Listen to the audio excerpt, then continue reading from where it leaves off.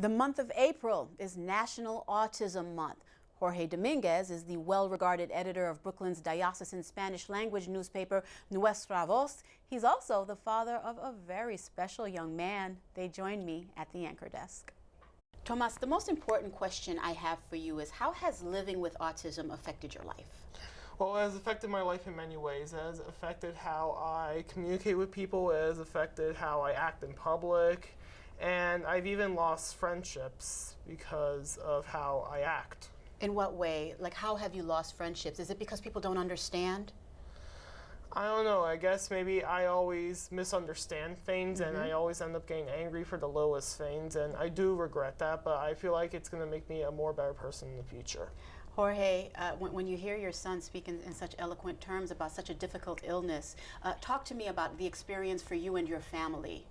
Yeah, well, of course, we are very proud of Tomas in the family, and it takes a family to support and to care for a person that have autism, and to have Tomas have come a long way with the help of the family. Sure. This month, by the way, the family in Miami, our friends and family, they marched for Tomas with the teachers and everything. They were always all of them marching for Tomas. We're looking at the pictures here. You know, I love that there's such a support system, but this is a mystery to so many people, Tomas, even in the medical field.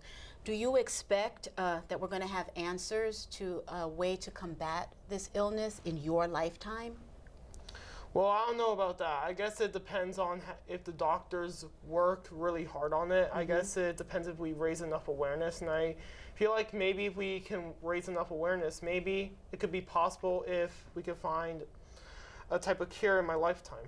You know, I know you work a lot about bringing awareness, like you just mentioned. You write about it a lot as well. Do you have a less profound form of autism?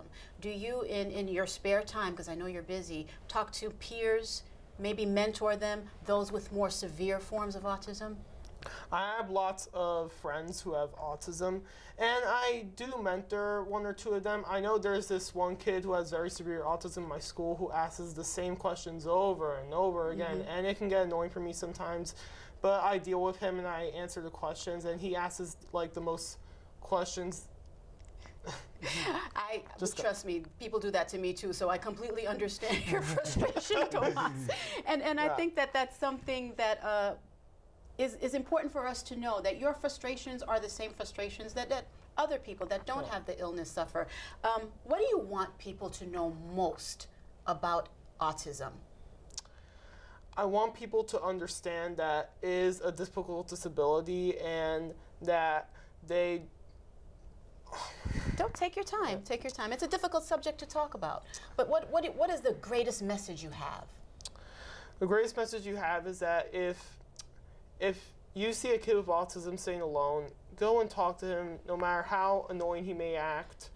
Just go up and talk to him and try to be his friend and be there for him. He may really appreciate it, even though he doesn't show it.